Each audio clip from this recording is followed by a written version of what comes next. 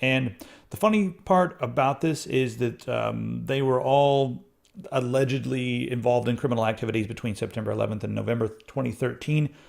And the reason they were acquitted was not because, of any sort of legal stuff where they were like, the Pirate Bay doesn't actually do any pirating themselves. They just allow people to do whatever they want and they're not responsible. That's not the reason. The reason that they were acquitted was because they sold the website in 2006 and nobody could prove that they had a hand in anything during the time which they were allegedly committing crimes.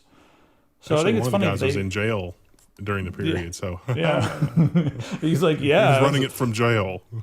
That's what happens a lot of times when they put someone in jail. There's like I remember when Kevin Mitnick, he's the famous phone phreaker and all that back in the day. When they put him in jail, they wouldn't let him come near anything, like anything that had electronics. They were like, be sure to keep your walkie-talkie away from him. He might hack it.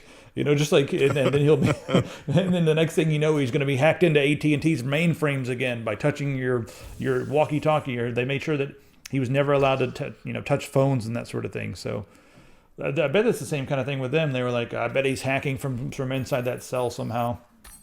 He's programmed the grit and the dirt and the floor to do things. You got to read between the lines a little bit here. So this case, there was no basis for bringing this case. I mean, haha, funny, we joke, but there was no basis for bringing this case. But the thing that really set me off about this is that the anti-piracy adversaries that had brought the case in Belgium said, well, technically we agree with the court, said Oliver Maturlik, director of the Belgian Entertainment Association.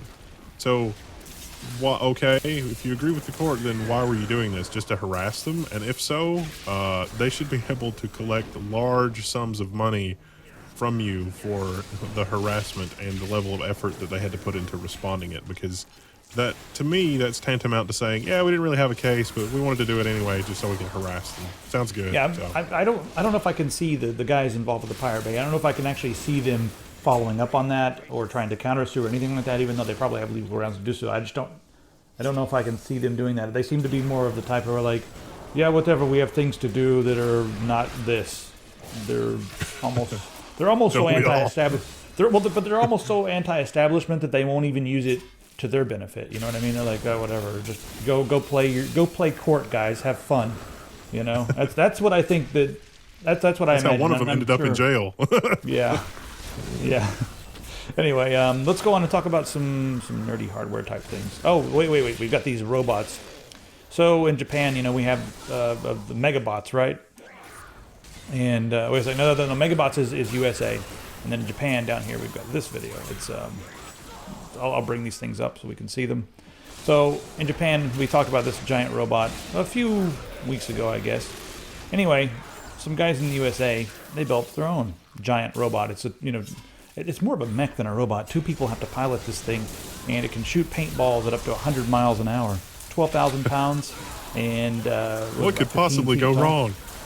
Well, they challenged the Japanese guys, and they were like, "We want to fight." So they really want to fight, and the Japanese guys responded. The funniest thing about their response was like, the Japanese guys were like challenging them. They're like, "Wow, that thing is ugly. It's basically like the ugliest thing I've ever seen with a gun strapped to it. How very American." That's why martial arts was invented in the East, and not the here. American Here's robot's just not done yet. It's gonna have 2 Hummers for shoes.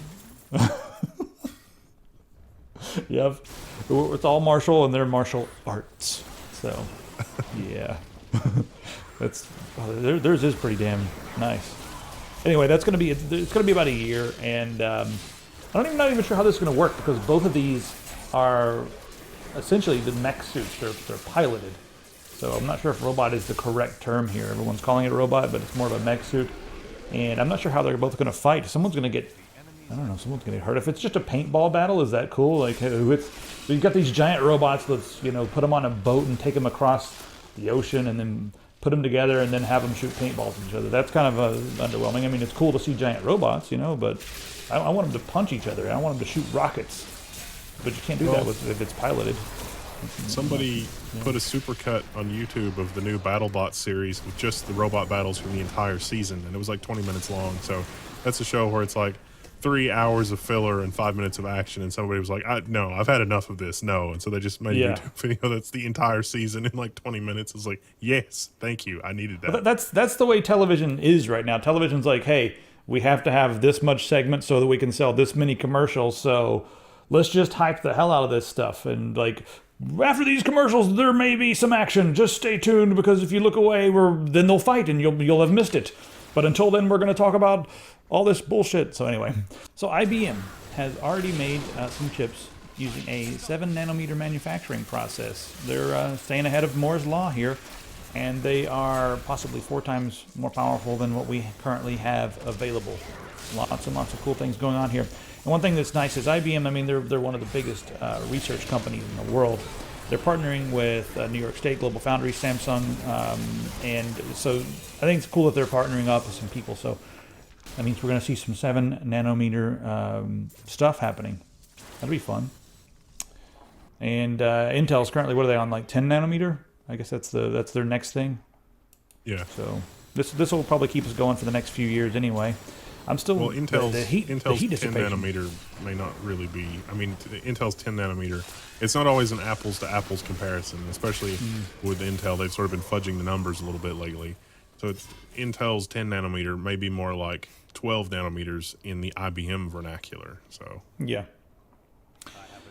All right, we've got a couple more things. Let me open those up. AMD drivers, how about that? So the new AMD drivers are out, 15.7, and apparently they're improving the performance in mini games, which I've already been talking about. The drivers, I think we're gonna see improvements, and also, you know, the AMD cards, on paper they look way faster than what we're getting with our benchmark. So that's one step. I think DirectX 12 is the next step. But it also adds some pretty interesting technologies like the virtual super resolution, which is that's basically the response to NVIDIA's dynamic super resolution. That's where you have like a 4K game, or you can play the game at 4K even on your 1080p monitor. It takes the 4K and resamples it for 1080p, and it looks way sharper than the game normally would at 1080p, like a lot sharper. So that's kind of cool. That's the wrong thing. Where's the other AMD article? There it is. So AMD has officially canceled 20 nanometer stuff, and they're taking it'd be a $33 million charge they're taking for that. Yeah, this is kind of weird. Like, I don't know what they're up to here. Yeah. So yeah, we were joking about this, and their stock price is at $2. It's unfortunate because HBM, I think, is the future, and the Fury X really is 8 teraflops. Like, it really is delivering 8 teraflops. So it should be mind-blowingly fast, but it's not, and so we don't know what the problem is. It probably is down to drivers. We're not really sure, and we're not really sure what to make of this news. So AMD saying, well, this isn't really a big deal, we're going to go with the FinFET thing, and the FinFET thing is still going to let us miniaturize and shrink and reduce power consumption, and everything's going to be fine.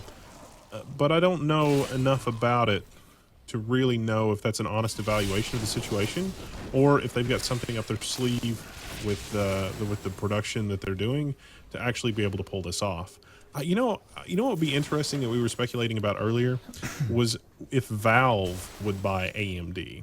Think about what that could mean. If Valve bought AMD instead of Microsoft, it would sort of get Valve's foot in the door with hardware in a way that they would be able to do, their Steam boxes. It's not a console exactly, but they would be able to sort of solve some of the problems with the architecture on Linux, I feel like with somebody like Valve and AMD with their existing resources working together, the drivers problems would go away on Linux, that Valve would have top-tier, top-notch support for AMD. AMD would become the premier thing for gaming on Linux. But being able to game on Linux means that you would be able to game in a more lightweight way than was ever really possible before. I mean, at that point, the games would basically be running on the raw hardware of PCs. And so architecturally, in that sense, they're more like consoles. But you've got all the horsepower of a PC. I mean, it seems like a win-win, and that would be crazy.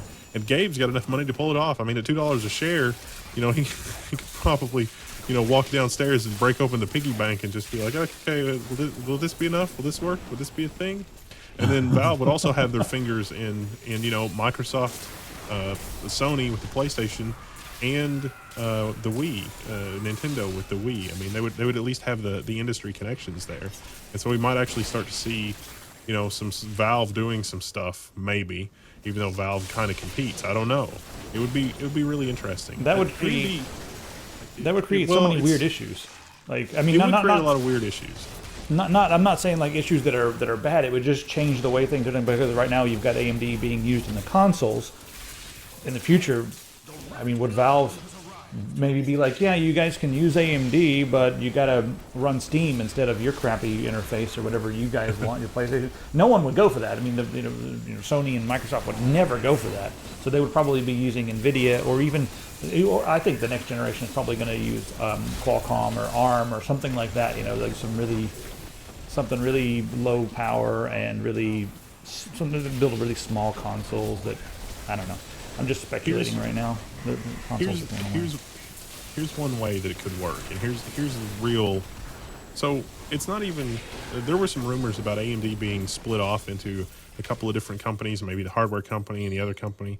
The real thing seems to be AMD really does have a piece of hardware that's 8 teraflops. This is crazy. The drivers and the software maybe are the place. They've got Mantle, so they've got some good developers, but I think that until AMD has a close-knit gaming thing, that they're going to be at a disadvantage to NVIDIA. And so NVIDIA, has the whole GameWorks thing, and stuff happens with GameWorks and blah, blah, blah. But what if, even if it's not a buyout necessarily, what if Valve went to AMD and said, look, we know you're hurting for cash. We've got station wagons of cash. Why don't we align our interests a little bit? We'll grease the wheels. We need to combine our developers. We need to put everything together. This is the plan. This could be revolutionary. Valve, with all their game development experience, and AMD, with all of their stuff, could combine forces, and it would be like the less evil version of GameWorks. It would actually benefit the community. It would benefit Linux. It would benefit pretty much everybody in the entire spectrum of the gaming industry. Because Valve would get more sales out of it. They would get better performance on lower end hardware, certainly. They would get better support even on the Windows side with DirectX 12, because DirectX 12 came to like the 290 series, probably because how could it not? Because it's the same hardware.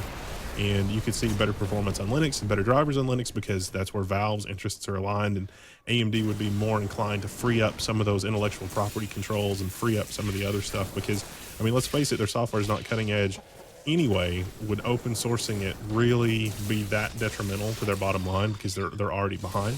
Then they could leapfrog, and we can have a really competitive space with NVIDIA and AMD again. I think this idea is so good that if AMD doesn't do it, NVIDIA is going to do it, and then AMD is going to be even at more of a disadvantage.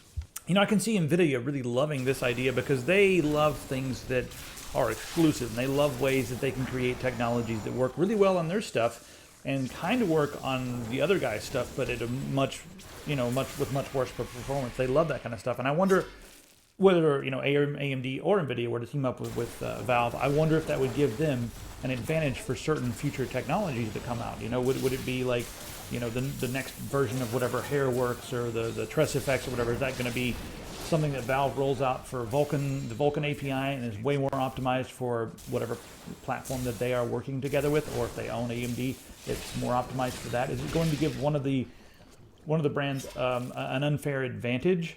And is it going to basically hurt the consumers by removing a choice or making one choice just not nearly as good as the other choice? So that would be the concern that I would have if something like this would happen. But I'm curious to know what you guys think. Do you guys think that Valve should just go in and buy up AMD and be like, hey, let's do this?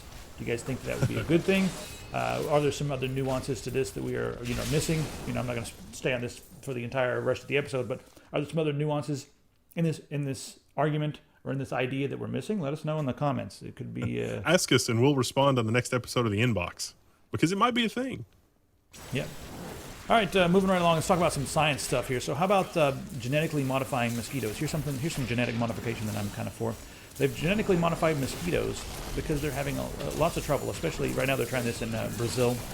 And skeeters.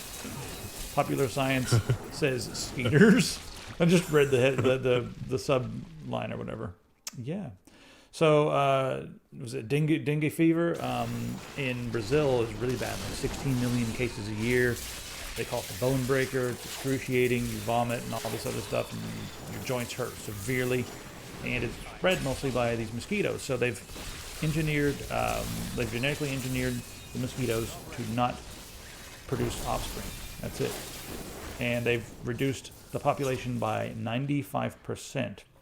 So it's an interesting use of genetic modification.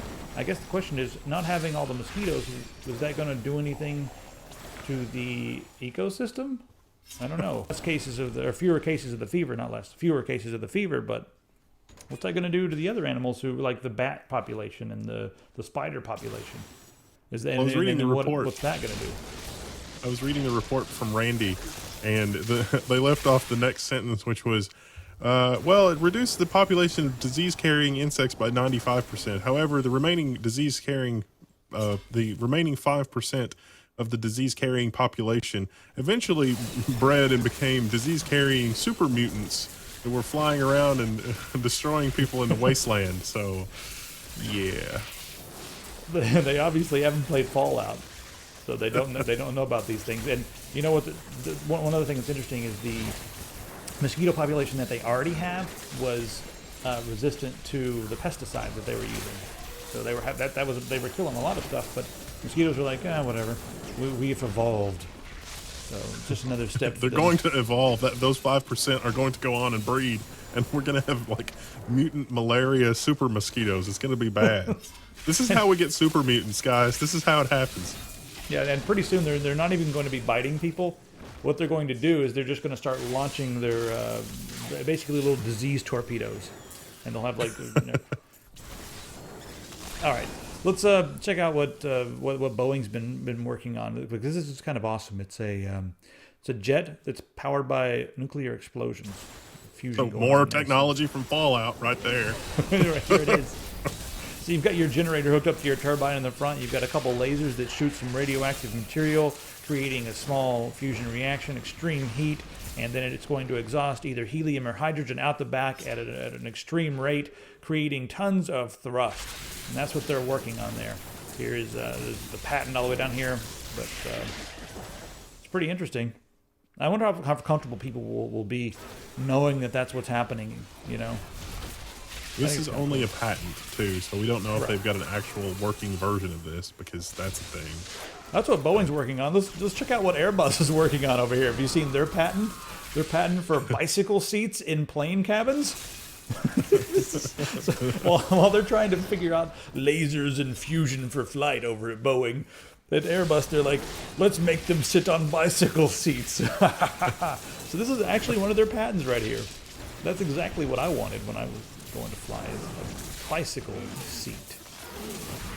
That's just, pack everybody in, it'll be fine. It's like, yeah. If they're gonna do this, I don't know why we wouldn't do the whole sedative thing. It's like you just take a sedative when you're boarding the plane, like the loading dock workers Larry and Bob just load you up on a sled, just stick you on a shelf, close the thing, you got oxygen, and you're just completely unconscious for the entire flight, crammed in a box somewhere. I mean, it's like, let's pack as many people on a plane as possible. Let's just do that. I mean, come on, just knock me out, stick me in a box, it'll be fine. I mean, the least that you guys could do is free whiskey. And the least that they could do is knock me unconscious so I don't remember the damn thing. Well, they can do whatever they want. Look, how did all these bruises get here? What the hell happened to me? It's like Weekend at Bernie's on the plane. It's like the crew is like doing all this crazy stuff. It'd be great. I think it'd be awesome. You're just giving them a great idea, because now they're like, ooh, and then we can charge people who have a fetish. Never mind. Let's go ahead and take a look. When I get off the plane, I'm looking at my Twitter feed, and it's like, what the hell has been going on? What did they do? There's all these selfies with me unconscious in compromising situations. I think it'd be fine. Why don't we have an airline that does this? We call it like Air Nap or Air Out of It or something. Well, someone will think of a good name in the comments. I'm waiting on you, Coked Up Canary. You've got to give us a good name for this. All right.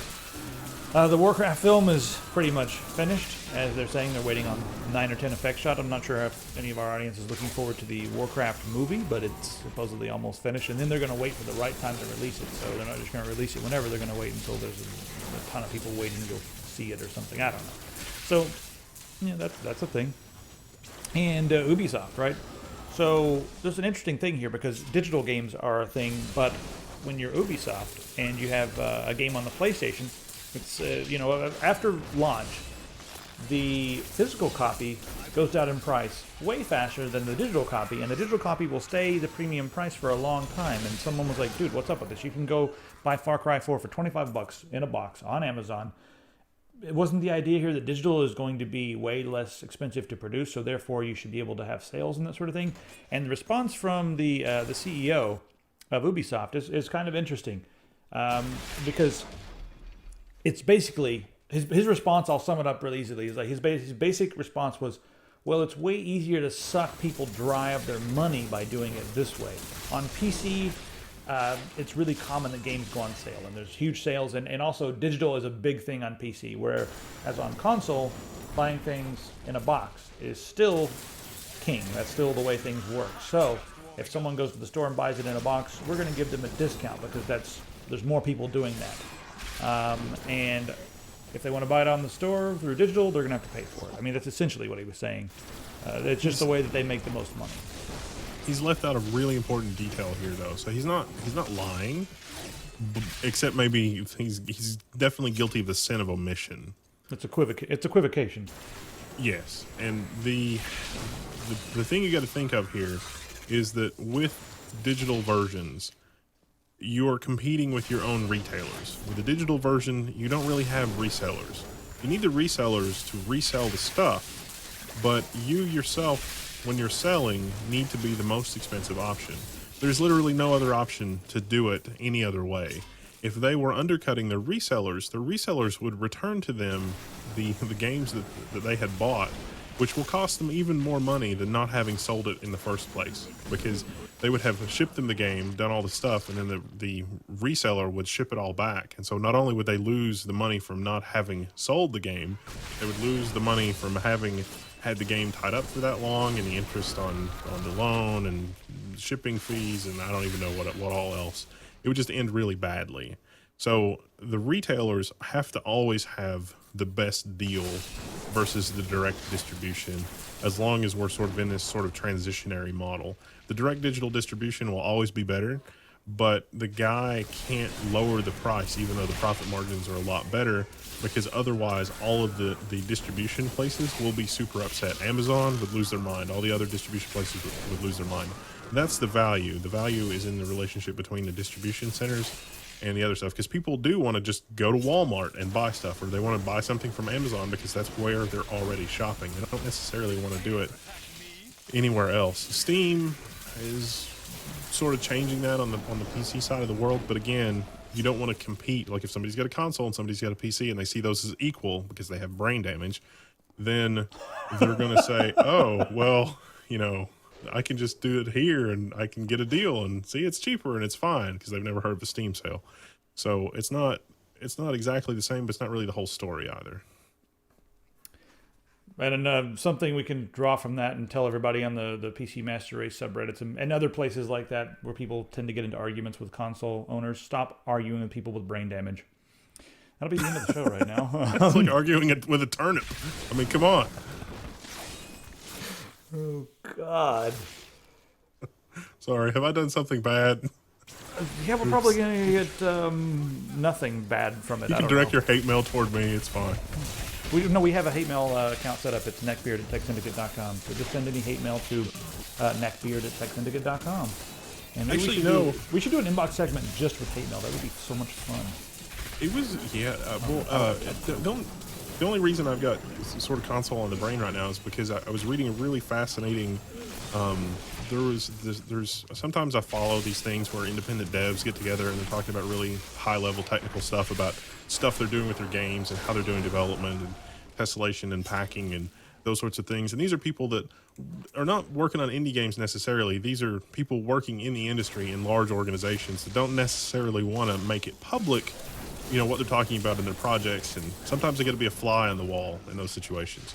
And those they talk about their problems, and it's like, I'm having some really terrible problems with these nth order polynomials. Can somebody help me? And so that's a thing. But anyway, the current sort of the if I could distill down the stuff that I've read lately, into just sort of some general sentiments. It's really interesting the things that are happening in PC land with memory utilization on the graphics card. So you get the 390X with 8 gig, but then you get the Fury X with 4 gig. A lot of game companies are putting a lot of developer time. They're tasking these developers with optimizing things for optimizing the stuff for memory, like the amount of texture memory that it uses, because current titles are hitting texture memory limits, front, left, right, and center, on consoles. And so the benefit from that is the games that are also going to be ported to PC also tend to get to keep most or all of those texture optimizations. And so that's why we still have a lot of really cool games that basically work okay with you know 4 gig cards, because the 3.5 consoles just gigabyte can't, cards. or 3.5 gigabyte cards, as the case may be, because the consoles just can't handle it. And I thought that was interesting that significant amounts of developer time are being spent dealing with that, whereas historically the mantra has always been, the hardware is going to catch up, it'll be fine. But because we've basically got, you know, new consoles that are not due to be replaced for several years, maybe it's a problem. All right, so I think that's pretty much it. Thanks again, guys, for checking out everything in the store, and let us know what you think of the multiple different colors that are there. Yeah, it's exciting. All right, we'll see you guys in the comments, and always, feedback is welcome. Ish.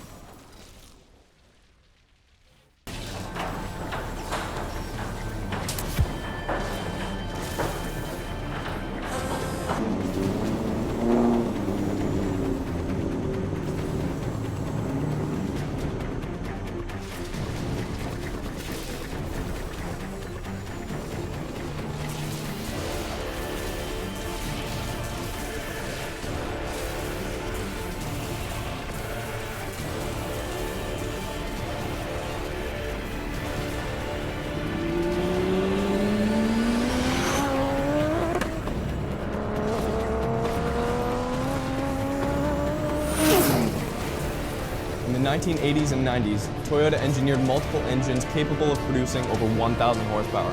One of those being the 7M GTE found in this, the third generation Toyota Supra. This particular one is putting down 1,035 horsepower at the wheels. My name's Marcus, and you're watching Roads Untraveled.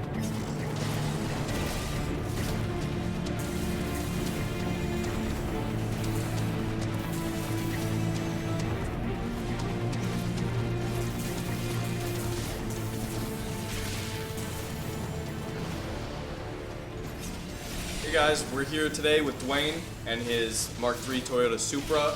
And the big thing about this car is the 7M GTE, which you pushed up to 4-digit horsepower numbers, which a lot of people, when you pop the hood, I'm guessing, assume it's either a 1J or a 2J, correct? I get that all the time, actually. Just for the simple fact that it doesn't look like, obviously, the 7M. It's got 2J coils on it, or that sort of thing. But yeah, it's pretty common.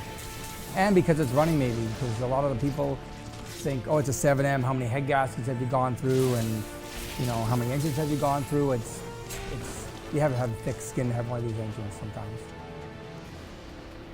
To me, it's a pretty simple concept. I mean, it's like any other engine. You need to service the block, you need to service the head, and you just clamp it down.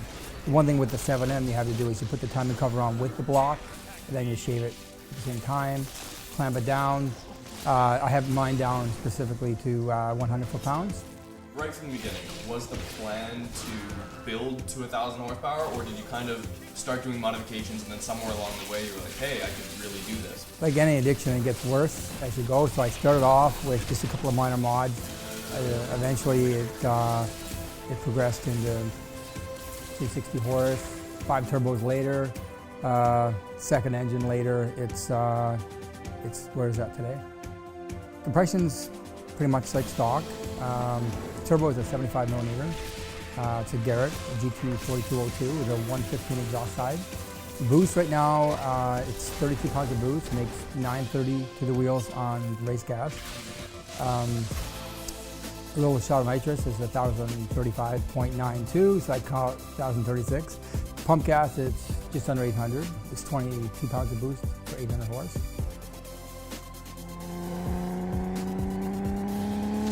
There's the power.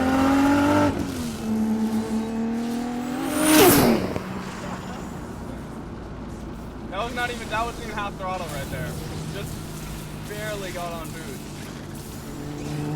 So here we are in Dwayne's 1,000 horsepower Mark III Supra. Suspension it's stiff for sure, but he's got adjustable dampening on it, so it's definitely controllable. And thank you so much, Dwayne, for letting me drive this car. This is a privilege and an honor.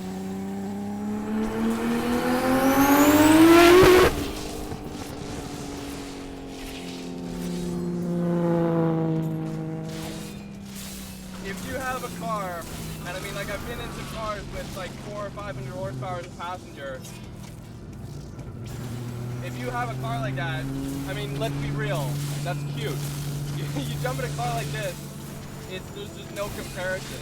I had no idea, being like a guy on YouTube watching car videos, you have no idea the power that's in some of these cars on the road. You get in one and experience it for yourself.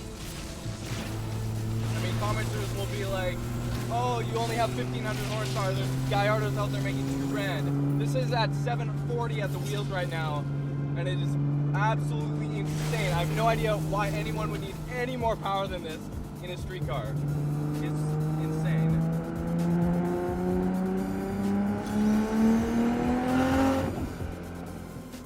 Hi, my name is Dwayne, and I'm an alcoholic. Okay, just kidding. I'm kind of a boostaholic. I'm here at an independent street shop to get Bill to adjust the anti-lag on my car, just so I can build boost off the line. So I'm heading to the racetrack tonight. Right now it's just on a pump gas tune, so it usually makes around 780 and change on pump gas. It's gotten a lot hotter out, so I'm trying to make it a little bit more drivable.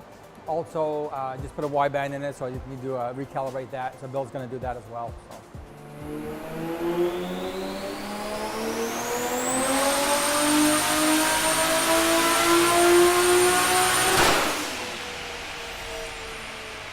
Why the Mark III Supra rather than the Mark IV Supra? Because ever since 2001 and the Fast and Furious came out, the Mark IV Supra has been the staple of Japanese tuner cars. All right, no, you're right there. Yeah. Well, initially when we bought this car, my wife and I just wanted a car that's kind of sporty, similar to a 240 SX is what we had before. And it just really progressed. I mean, we just liked the car, did some modifications to it. It took the mods pretty easily. It's a really well over-engineered car.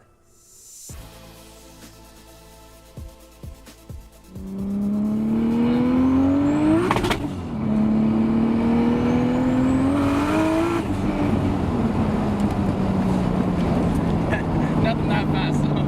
Yeah, it's spinning third there.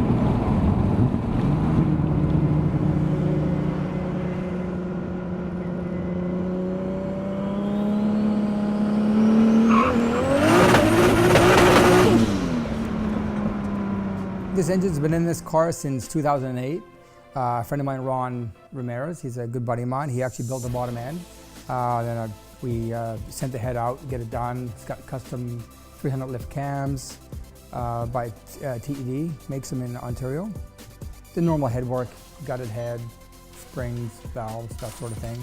I've probably got on this engine probably I'm going to say 200 passes, probably the same amount in dyno pulls. So obviously this engine in stock format, it's not going to make this kind of horsepower.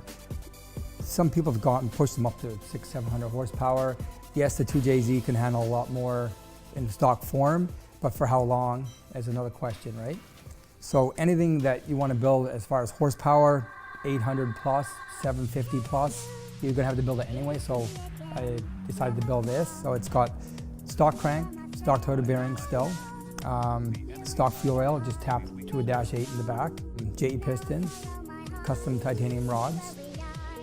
There's a lot of unique stuff in this car that I really feel good about. One of them being the valve covers, or CNC aluminum.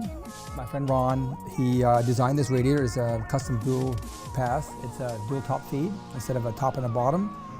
He designed it and CNR Racing made it. I have a friend Eric that designed this water neck, which is again a one-off piece. One of my favorites also is the bulkhead connector in the back. It's off the firewall, so if you want to pull the engine, unplug it for the harness, Just pull the engine out, it's easy to do.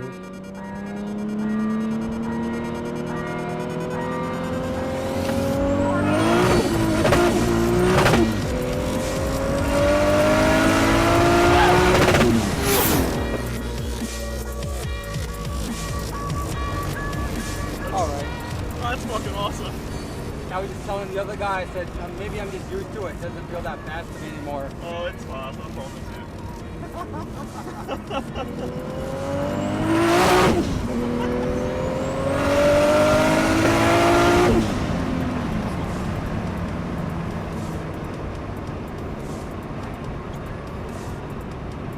Oh, that's something.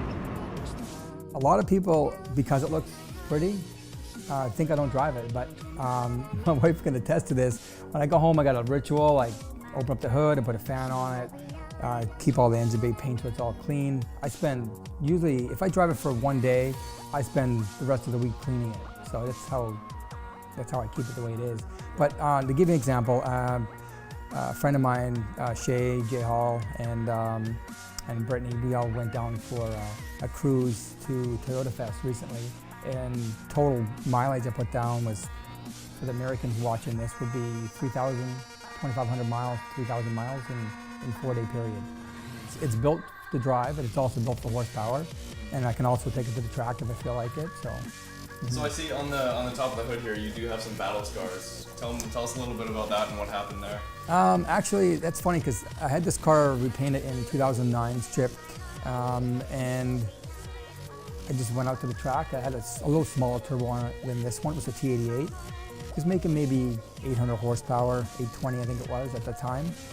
And take it down to the track for a pass, and boom, something happened. And of course I thought maybe I broke the engine or something, but it was still running. I shut it off, and the turbo split in half. So I have broken a lot of parts over the years. Subframe, I've broken 2 diffs in the years I've had it. I've had it since '99. Transmission, surprisingly, for the people out there, I know there's some people out there that say, hey, how many transmissions have I gone through? Bone stock R154 was 1,000 horsepower. I just took it out recently because I had a Merlin crawler transmission, so I put that in. I also run a triple plate tilt and clutch. The differential, it's now a TRD diff. It's a bit loud, it's almost like a lock diff, but it hooks. It's a lot better now. So, I used to work at a machine shop, and a friend of mine, Eric Stanwood, he's a really good friend of mine. He does a lot of the manual stuff. He does actually programming, all that sort of thing. But I said, hey man, I got this idea. I really want to do something, give my car character on the outside. And usually factory, they're 3-liter turbo. And I decided to do this. He's like, oh, I'll make it for you, sure. So easier for him. He's like, I'll just take him out for a steak and a beer and he'll make something for me, right? It's pretty cheap. So, so I had that made by him, and he's done a lot of custom CC stuff also in the car. This bumper is actually designed by me. I made this back in, I want to say 2002. I used to have a company called Carbon Fiber FX. Basically, this bumper is essentially like stock. I basically molded the factory bumper with the lip on it. So this is incorporated lip onto it. It's a little wider than the factory one. And just cut the hole out. And this is the original bumper, the very first one that I made. What I have here is a surge tank. And what it allows me to do is, if you have any fuel slosh, it prevents that. So essentially you have an in-tank pump. There's a Weldon pump inside the original gas